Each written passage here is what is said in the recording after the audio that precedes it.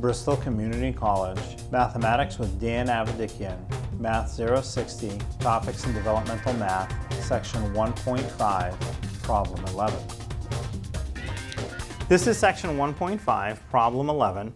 It says round 19,987 to the nearest thousand.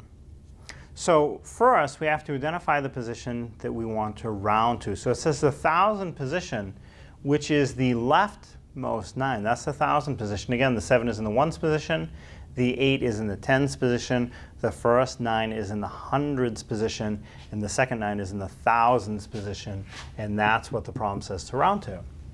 So when we do the rounding, we want to look at the digit that is one position to the right of the rounding position, which is a 9. 9 is big enough to increase that rounding digit by 1. But now the thing is, it's a 9. That's basically up as far as a one-digit value can go. Next after 9 is 10, but we only have one digit to put it in.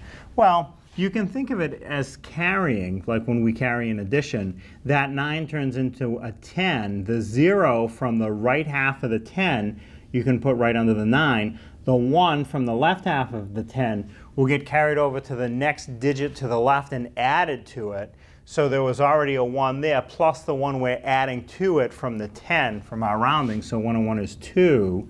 And now everything after the rounding position turns into a 0. So the 9 that I had, the right 9, turns into a 0. The 8 turns into a 0. The 7 turns into a 0. And I can put in a comma too if I like. And so the answer is 20,000. 19,987 rounded to the nearest thousand is 20,000.